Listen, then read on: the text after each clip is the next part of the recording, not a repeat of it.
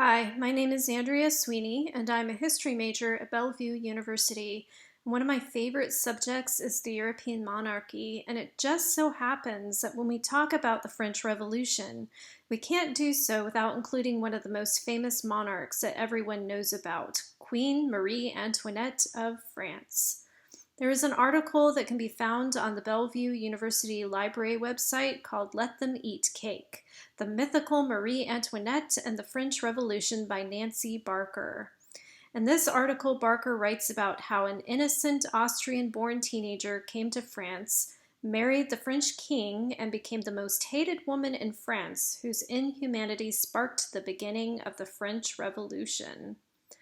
Barker begins by writing about the famous statement that was alleged to be said by Marie Antoinette herself: "If the people have no bread, let them eat cake." Did Marie Antoinette really say that?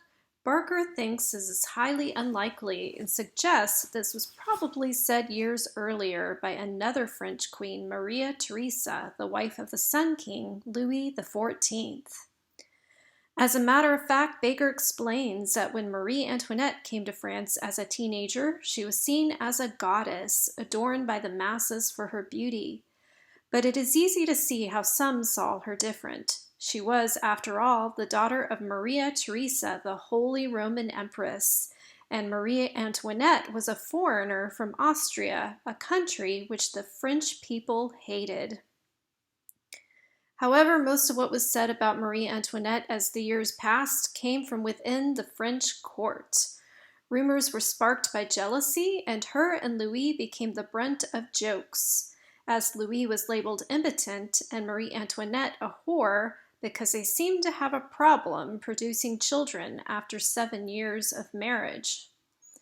Pretty soon, court rumors became magnified to the point that they got leaked out to the general public, who before probably didn't care much anyway, since Marie Antoinette mostly kept to herself and never left the confines of their palaces.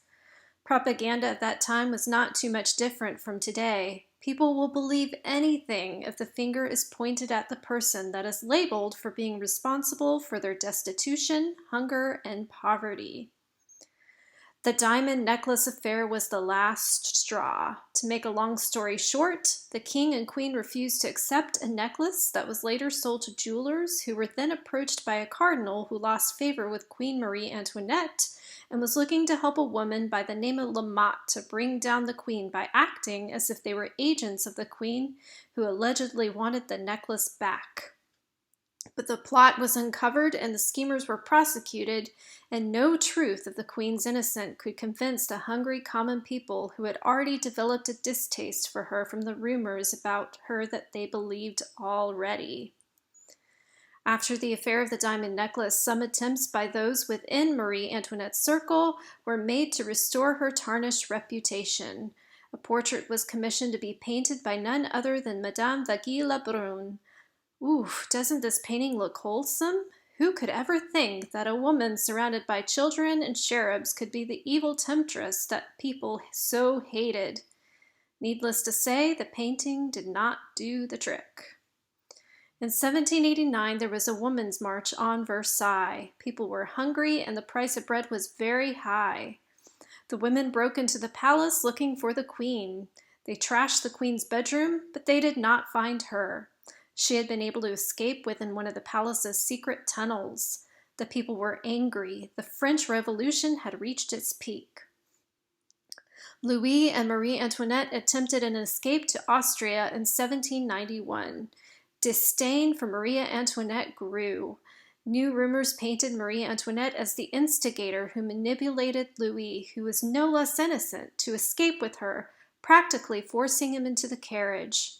Now, the journals of the day painted Marie Antoinette as the devil, and some other words the author of this article wrote I would dare not say. Louis, who was thought to be under Marie Antoinette's spell, was not a ruler. In the eyes of the people, he was not fit to be king. Barker ends this article by adding some words by Thomas Jefferson, the former ambassador to France, with a question about if the French Revolution would have started without the events that led up to Marie Antoinette's tarnished reputation.